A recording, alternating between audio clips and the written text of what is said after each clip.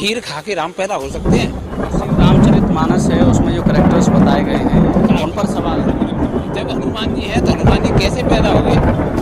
कान से? इसमें भगवान नहीं है तो कहाँ जा रहे हो मंदिर में? नमस्कार दोस्तों, आज मैं आगरा में हूँ। आज आगरा में आपको एक ऐसी शख्सियत से मुलाकात कराऊंगा जिसका विवादों से अपना एक नाता है। जब भी उनकी सोशल मीडिया पर पोस्ट आती है तो उसको लेकर भी कई बार विवाद खड़ा हो जाता है। और ऐसे ही एक दूसरे करैक्टर जो अपनी लेखनी के चलते विवादों में रहे और कल उनकी आगरा में 110वीं जयंती मनाई गई। मैं बात कर रहा हूँ ललई सिंह यादव की, जिन्होंने जब भी अपनी पुस्तकों को लिखा कोई न कोई विवाद सामने खड़ा हुआ। ऐसी ही एक पुस्तक उनकी सच्ची रामायण की भी चर्चा होगी। लेकिन सबसे पहले मैं आपको मुलाकात करा रहा हूँ आगरा की उस शख्सियत से जिसका नाम है विचलित समाज सेवी पंडित बीने सहीर। सर, कार्यक्रम में स्वागत। थैंक यू राजीव, धन्यवाद। आज सर, आपसे मुलाकात की सिर्फ एक ही वजह है, कल हम आपको लाइव देख रहे हैं। लाइव में जो आपने चर्चा की ललई सिंह यादव की, पेरियार ललई सिंह यादव की, तो कल जो जयंती आपने मनाई, ललई सिंह एक ऐसे करैक्टर कहीं ना कहीं उनको लेकर के विवाद रहा था, उनकी लेखनी को लेकर के सवाल खड़े होते हैं और आपकी पोस्ट पर भी विवाद खड़ा हो गया। ऐसे में पहले मैं जानना चाहूँगा कि क्या कार्यक्रम आयोजित किया और कौन लोग आपके साथ शामिल थे? देखिए, आगरा के अंदर यादव बाहुल इलाका है और मैं एक बात राजी आपको बता देता हूँ कि मैंने जितने भी लोगों को फ़ोन किए थे ललई सिंह यादव के जन्मदिन पर हम एक कार्यक्रम करने जा रहे हैं कुआखेड़ा के अंदर, उनमें से 90% यादवों को यही पता नहीं था कि ललई सिंह कौन है। और ये पहली बार, जहाँ तक मेरा ख्याल है, पहली बार ही ललई जी का पेरियार ललई यादव का जन्मदिन मनाया गया। इसके अंदर कुआखेड़ा, बढ़ाना, करवना, महुआखेड़ा, समोगर, 5 क्या बोलते हैं गांव के लोग, कॉलेज जिसमें हाई स्कूल और इंटर के फर्स्ट क्लास बच्चे, टॉप 5 बच्चे, 5 कॉलेज के, उनको हमने सम्मानित किया पेन, डायरी और प्रशस्ति पत्र दे करके, ताकि आगे चल के बाकी वहाँ शिक्षक समाज भी काफ़ी था। ये प्रशस्ति पत्र किस बात को लेकर? ये इस बात को लेकर दिए गए तो कम से कम अपने पूर्वजों को पढ़ो। इनके साथ में, किताबों के साथ में, किताबें जरूरी है। मैं मानता हूँ किताब से एजुकेशन बढ़ती है, पढ़ाई लिखाई में आगे जाते हैं, लेकिन किताब जरूरी नहीं है। 5% किताब ये बुद्धिजीवी अगर बनना है तो कुछ अपने पूर्वजों को, कुछ अपने उनको भी पढ़ना चाहिए। क्या विषय वस्तु क्या रही कल जब जयंती जब मनाई गई? विषय वस्तु सबसे पहले रही पाखंडवाद के ऊपर जी। बिल्कुल साहब, मेरा नाम भी पंडित बीने सहीर है, इस हिसाब से मुझे कोई डर भी नहीं लगता है। पाखंडवाद मिथ्या के ऊपर रही थी। वो मिथ्या थी, एक मेन चीज मैं आपको बताऊं, वो मिथ्या केवल यही थी, जैसे हम लोग कहते हैं ना कड़कड़ में। मैं आपसे भी पूछूं कड़कड़ में क्या है तो निश्चित सभी लोग कहेंगे कि कड़कड़ में भगवान है, लेकिन हमारी साइंस कहती है कड़कड़ में प्रोटॉन, न्यूट्रॉन और इलेक्ट्रॉन है कड़कड़ में। तो उन चीज़ों को, साइंस को लेकर के हमने बच्चों को काफ़ी चीज़ें समझाई। तो आपकी कोशिश क्या है, आप क्या चाहते क्या हैं कि जो पेरियार की जो सोच है उसको युवाओं तक पहुंचाया जाए? जी जी जी, एक्चुअली में क्या है, हमारे पूर्वज, मैं यादवों की बात कर रहा हूँ, अभी तो पेरियार ललई यादव है तो वही उनकी बात कर रहा हूँ। बाकी बहुजन समाज के जितने भी पूर्वज हुए हैं उनकी सारी किताबों को, उनके लेखों को, सबको दबाया गया है। और जबकि आप ये देख रहे हैं सच्ची रामायण, ये पेरियार रामास्वामी नायर जो तमिल के थे, तमिल में उन्होंने लिखी थी, तो पेरियार ललई यादव जी ने इसको हिंदी में डबिंग किया था। और इसकी एक बहुत बड़ी कहानी है। ललई यादव झिंझक के थे, जब इन्होंने हिंदी में डबिंग कर लिया था, डबिंग करने के बाद में हिंदी में तैयार कर दिया, तो कोई प्रिंटिंग प्रेस इसको छापने को तैयार नहीं थी राजी। जब कोई प्रिंटिंग प्रेस छापने को तैयार नहीं थे, उन्होंने अपना 59 बीघा खेत बेचा। खेत बेचने के बाद में कानपुर में प्रिंटिंग प्रेस लगाई। जब प्रिंटिंग प्रेस में छप गया तो 1968 के अंदर मनवादी लोग इलाहाबाद हाई कोर्ट में इसको लेके गए कि इसको बैन कर दिया जाए। बैन कर भी दिया गया था।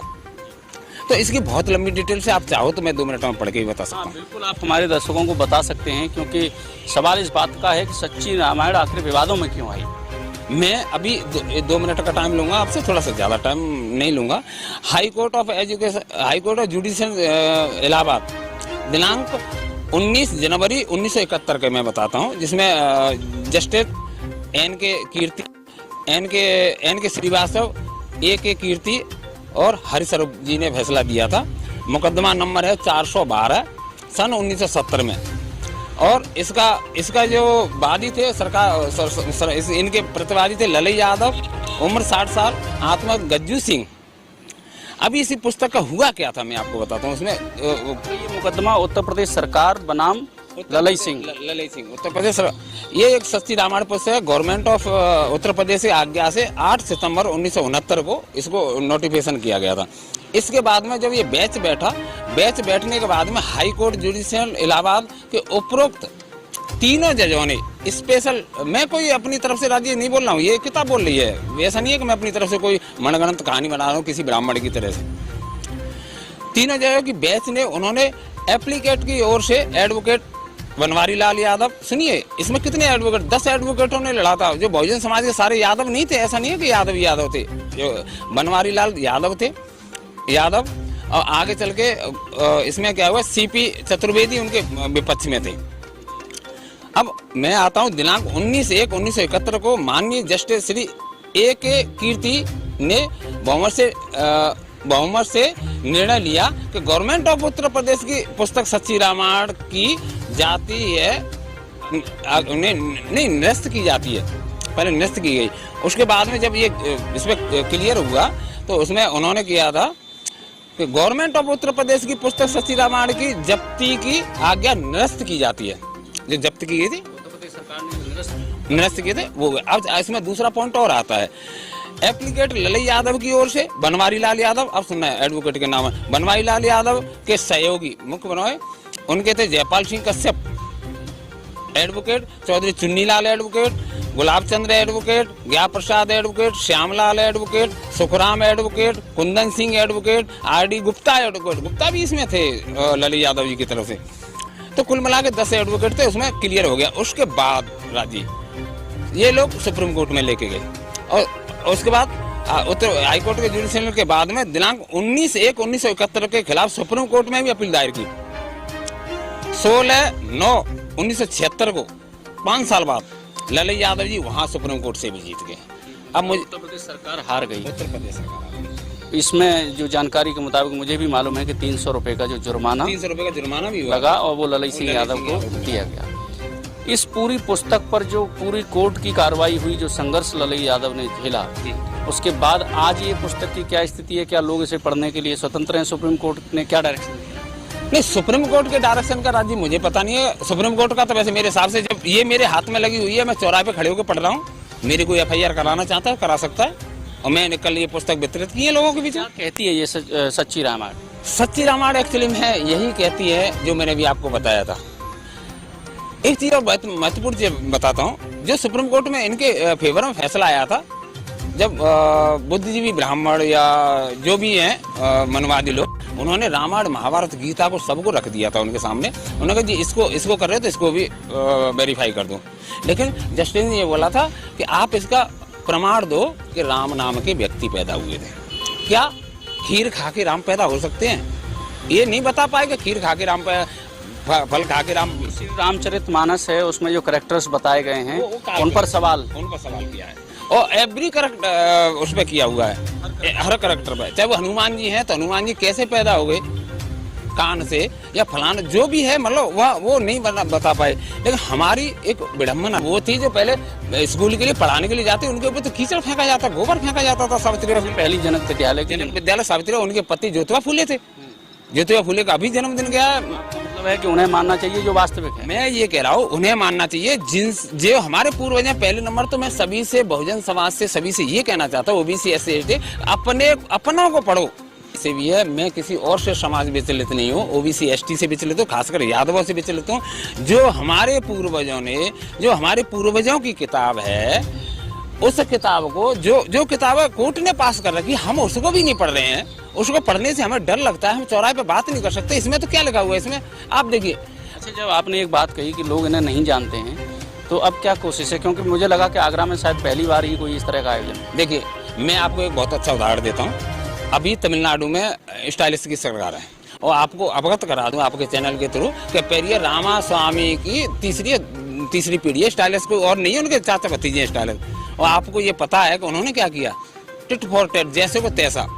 उन्होंने 200 व्यक्तियों को मंदिर में पूजा करने के लिए OBC ST को तैयार किया है और उन मंदिरों में दिया है। और मैं ये कहता हूँ, अगर OBC ST वाले मंदिरों में पूजा करने लगे तो यही मनवादी लोग कहें कि इसमें भगवान नहीं है, तुम कहाँ जा रहे हो मंदिर में?